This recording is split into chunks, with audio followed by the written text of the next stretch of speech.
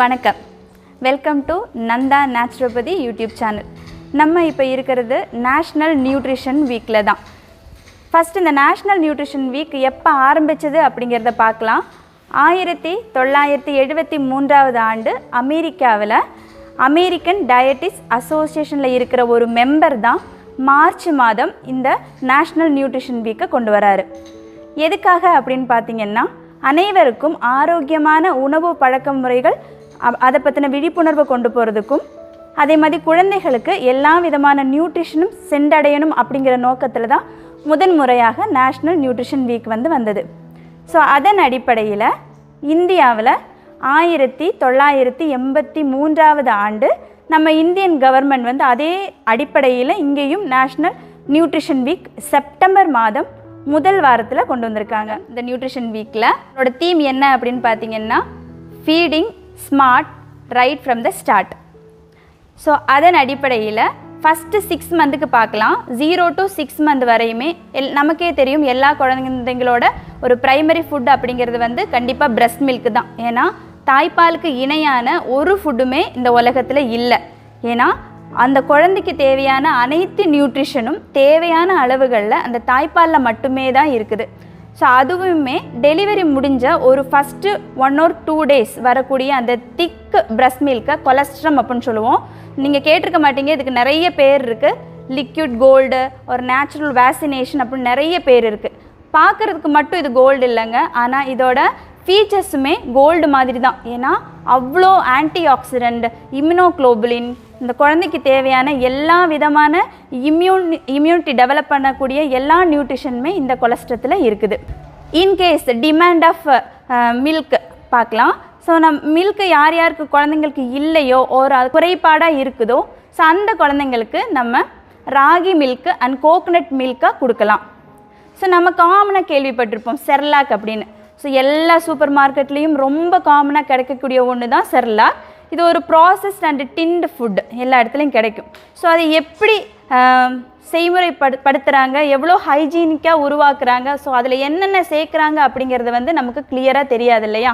So அப்படி ஒரு readymade ஃபுட்டை கொடுக்கறதுக்கு பதிலாக நம்மளே ப்ரிப்பேர் பண்ண ரா நேந்திரம் காய் இருக்கு இல்லையா, அதோட ட்ரை பவுடரை செர்லாக்காக கொடுக்கலாம். நம்ம எல்லாருக்குமே தெரியும், பனானா அப்படிங்கும் போதே இது ஹை கேலோரிக் ஃபுட்டு.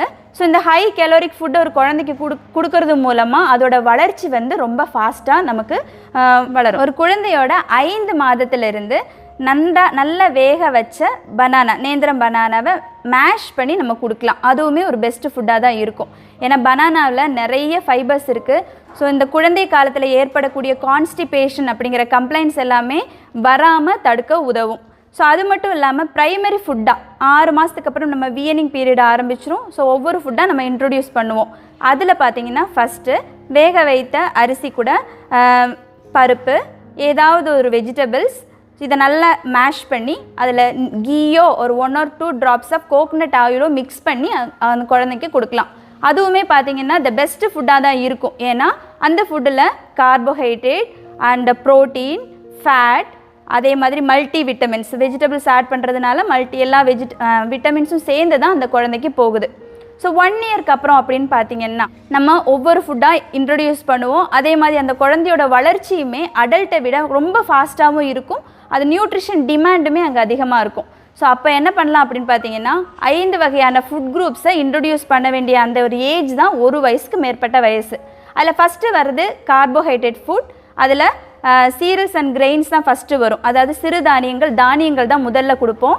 அதில் ஃபஸ்ட்டில் பார்த்திங்கன்னா வீட் கொடுக்கலாம், கம்பு, திணை, வரகு, கோதுமை, மேய்ஸ், ஸோ இந்த மாதிரியான ஃபுட்டை கொடுக்கலாம். ஸோ கார்போஹைட்ரேட் கொடுக்கும்போது அந்த குழந்தைக்கு தேவையான எனர்ஜி இம்மீடியட்டாக கிடைக்க உதவும். செகண்ட் பார்த்திங்கன்னா ப்ரோட்டீன். ஸோ ப்ரோட்டீன் அப்படிங்கும்போது we know that it is the building blocks of our body. நம்ம உடம்புல முடியிலேருந்து கால் வர ஒவ்வொரு பார்ட்டுமே இந்த ப்ரோட்டீனால் உருவாக்கப்பட்டது தான். ஸோ ஒரு குழந்தையோட வளர்ச்சிக்கு ஒவ்வொரு உறுப்புகளும் உருவாகும் போது போன் டெவலப்மெண்ட்ஸ் எல்லாத்துக்குமே இந்த ப்ரோட்டீன் அப்படிங்கிறது ரொம்ப ரொம்ப முக்கியமானது தான். ஒரு பெரிய மிஸ்கன்செப்ஷன் நமக்கு எல்லாருக்கும் தெரியும், ப்ரோட்டீன்னாலே அது நான் வெஜிடேரியனில் தான் இருக்குது அப்படின்னு சொல்லுவாங்க. ஒரு சில வெஜிடேரியன் ஃபுட்டுமே லைக் தாலாக இருக்கட்டும், oil, seeds, nuts, so pulses, so இந்த மாதிரியான பீன்ஸு, ஸோ இதில் எல்லாம் பார்த்திங்கன்னா good amount of protein content வந்து அதிகமாக இருக்குது. ஸோ நான் வெஜிடேரியன் எடுத்துக்கிறதுனால மட்டும் ஒரு குழந்தையோட க்ரோத் ப்ராப்பராக இருக்குன்னு சொல்ல முடியாது. நம்ம நட்ஸ் அண்ட் பல்சஸ் எடுத்துக்கிறது மூலமாக கூட நம்மளோட ப்ரோட்டீன் கண்டென்ட் நம்ம பாடிக்கு கொண்டு வரலாம். நெக்ஸ்ட்டு பார்த்திங்கன்னா மில்க் பிடிக்காத குழந்தைங்களே இருக்க மாட்டாங்க. மோஸ்ட்லி எல்லா குழந்தைங்களுக்குமே நம்ம அனிமல் மில்க் கொடுப்போம். லைக் கவ் மில்காக இருக்கட்டும், பஃபலோ மில்காக இருக்கட்டும். ஸோ இதை பற்றின நிறைய ரிசர்ச் போயிருக்குது. ஒரு உண்மையை இப்போ நான் சொல்லணும்னு ஆசைப்பட்றேன்.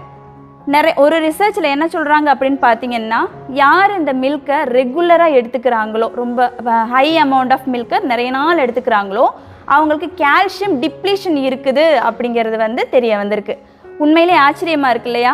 ஏன்னா எப்பெல்லாம் நம்ம போன் ஹெல்த் அப்படின்னு நினைக்கும் போதெல்லாம் நமக்கு ஃபஸ்ட்டு ஞாபகம் வர்றது பால் தான். பால் குடித்தா போன் ஃப்ராக்சர் இருக்காது, அதோட கால்சியம் டெப்போசிஷன் நல்லாயிருக்கும் அப்படிங்கிறத நம்மளோட கான்செப்ட். ஆனால் ஆச்சரியப்பட வைக்கக்கூடிய நிறைய பேப்பர்ஸ் வந்து ப்ரெசென்ட் பண்ணியிருக்கிறாங்க. ஏன்னா பாலில் நிறைய கால்சியம் இருக்குது, விட்டமின் டி இருக்குது. ஆனால் அந்த கால்சியமும் விட்டமின் டியும் மட்டும் ஒரு போனோட ஸ்ட்ரென்த்தை நிர்ணயிக்கிறது கிடையாது. அதோட ஃபிசிக்கல் ஆக்டிவிட்டீஸ், அதே மாதிரி சாப்பாட்டில் சோடியம் கண்டென்ட், உப்பு குறைவாக சாப்பிட்றது, பொட்டாசியமோட அளவு கரெக்டாக எடுத்துக்கிறது. ஸோ இது எல்லாமே சேர்ந்து தான் ஒரு குழந்தையோட போன் ஹெல்த் ஒரு அடல்ட்டோட போன் ஹெல்த்துமே இருக்கும். இதே மாதிரி கவ் மில்க், பஃபலோ மில்க் அதிகமாக எடுத்துக்கிறவங்களுக்கு ஃப்யூச்சரில் என்ன வருது அப்படின்னு பார்த்தீங்கன்னா, கேன்சர், அத்ரோஸ்க்ளீரோசிஸ் அப்படிங்கிற மாதிரி பலவிதமான வியாதிகள் வரக்கூடிய சான்சஸ் அதிகமாக இருக்குது அப்படின்னு கண்டுபிடிச்சிருக்கிறாங்க. அப்போ நம்ம என்ன பண்ணலாம் மில்க் கொடுக்கறதுக்கு பதிலாக அப்படின்னு யோசிச்சா, நம்ம அதுக்கு பதிலாக கோகனட் மில்க்கை கொடுக்கலாம். இதுவுமே நிறைய பேர் கேள்விப்பட்டிருக்க மாட்டீங்க. Coconut milk and coconut oil. So இதில் வந்து தாய்ப்பாலுக்கு இணையான ஒரு கெமிக்கல் கண்டென்ட் இருக்குது. அதுதான் சோடியம் மோனோலாரிக் ஆசிட் அப்படின்னு சொல்லுவாங்க. ஸோ இதுதான் ஒரு குழந்தையோட இம்யூன் சிஸ்டத்துக்கு பேஸாக அமையக்கூடியது. இது வேறு எந்த வெஜிடபிள்ஸ்லையுமே இல்லைங்க, only the coconut oil and coconut milk. So coconut milk குடிக்கிறது ஒரு தாய்ப்பால் குடிக்கிறதுக்கு சமம் அப்படின்னு நிறைய ரிசர்ச்சஸ் வந்திருக்கு. இப்போ குழந்தைங்களுக்கு நம்ம அனிமல் மில்க் கொடுக்கறதுக்கு பதிலாக நம்ம கோகனட் மில்க்கை கொடுத்துக்கலாம். ஸோ நெக்ஸ்ட்டு பார்த்தீங்க அப்படின்னா வெஜிடபிள்ஸ் அண்ட் ஃப்ரூட்ஸ். குழந்தைங்க ரொம்ப ஒரு ஸ்டேஜில் வெறுக்கக்கூடிய ஐட்டம்ஸ் அப்படின்னு பார்த்தீங்கன்னா வெஜிடபிள்ஸ் தான். ஸோ அவங்க வந்து கார்போஹைட்ரேட் சாப்பிட்டுப்பாங்க, ப்ரோட்டீன் சாப்பிட்டுப்பாங்க. ஆனால் வெஜிடபிள்ஸ்னு வரும்போது நிறைய பேர் ஹெசிடேட் பண்ணுவாங்க. ஏன்னா குழந்தைங்களுக்கு வந்து எப்போவுமே ரெயின்போ ஃபுட் கொடுக்கணும். அதாவது the vegetables that should contain many colors, நிறைய கலர்ஸ். ஃபார் எக்ஸாம்பிள் பார்த்தீங்கன்னா விட்டமின் ஏ அப்படிங்கிறது வந்து கண்டிப்பாக எல்லோ அண்ட் ரெட் கலர் ஃபுட்டில் தான் இருக்கும். ஸோ இந்த விட்டமின் ஏ அண்ட் பீட்டோ கேரோட்டின் அப்படிங்கிறது வந்து குழந்தையோட ஐசைட்டுக்கு வந்து ரொம்ப முக்கியம். ஸோ எந்த குழந்தைங்க ஒரு பர்டிகுலர் ஃபுட்டு ஹேபிட்க்கு மட்டும் போகிறாங்க, நிறைய பேர் பார்த்துருப்போம். ஃப்ரைடு பொட்டேட்டோஸ் தான் பிடிக்கும், ஒரு ஃப்ரை பண்ண யாம் தான் பிடிக்கும். நாங்கள் வந்து வாட்டர் ஃபுட் சாப்பிட மாட்டோம், லைக் பிட்டர் கார்ட் சாப்பிட மாட்டோம், கார்டு வகைகளே சாப்பிட மாட்டோம் அப்படின்னு இருக்கிற குழந்தைங்களுக்கு மாவு சத்து மட்டும்தான் வருமே தவிர மிச்சம் உள்ள சத்துக்கள் வந்து டெஃபிஷியன்சியாக வரதுக்குள்ளே நிறைய வாய்ப்புகள் இருக்குது. ஸோ நெக்ஸ்ட் பார்த்தீங்கன்னா oils and fats. So already நம்ம சொல்லியிருப்போம் coconut oil is the best oil. So அது குழந்தைங்களுக்கு கொடுக்கறது மூலமாக அவங்களோட இம்யூன் சிஸ்டத்தை நம்ம மெயின்டைன் பண்ணி வச்சுக்க கண்டிப்பாக முடியும். கடைசியாக ஸ்நாக்ஸ் பார்ப்போம். ஸ்நாக்ஸ் பிடிக்காத பிள்ளைங்களே இருக்க மாட்டாங்க. எல்லா குழந்தைங்களுக்குமே ஸ்நாக்ஸ் பிடிக்கும். ஃபுட்டு கொடுக்காம 3 நேரம் ஸ்நாக்ஸ் கொடுத்தா அவங்க ஈஸியாக சாப்பிட்டுக்குவாங்க. ஸோ இந்த ஸ்நாக்ஸ்னால் ஏற்படக்கூடிய பின் விளைவுகள் வந்து நமக்கு தெரியறதில்லை. ஸோ ஃப்ரைடு ஸ்நாக்ஸாக சாப்பிட்ற ஒரு பெண் குழந்தை ஃப்யூச்சரில் அவங்களுக்கு பிசிஓடி ஒரு இன்ஃபர்டிலிட்டி அப்படிங்கிற கண்டிஷன் வந்து நிறைய வரதுக்கு வாய்ப்பு இருக்குது. ஸோ இப்போ நம்ம என்ன பண்ணலாம் அப்படின்னு பார்த்தீங்கன்னா, ஃப்ரை பண்ணுற ஸ்நாக்ஸ்க்கு பதிலாக நம்ம ஸ்டீம் பண்ணி கொடுக்கலாம். லைக் கொழுக்கட்டை, ஸோ அந்த மாதிரி நம்ம பண்ணி கொடுக்கலாம். அதே மாதிரி ரெடிமேட் சாக்லேட்ஸு பண்ணுறதுக்கு பதிலாக நம்ம வீட்டிலையே சாக்லேட்ஸு டெசர்ட்ஸ் எல்லாமே பண்ணி இந்த குழந்தைங்களுக்கு கொடுக்கலாம்.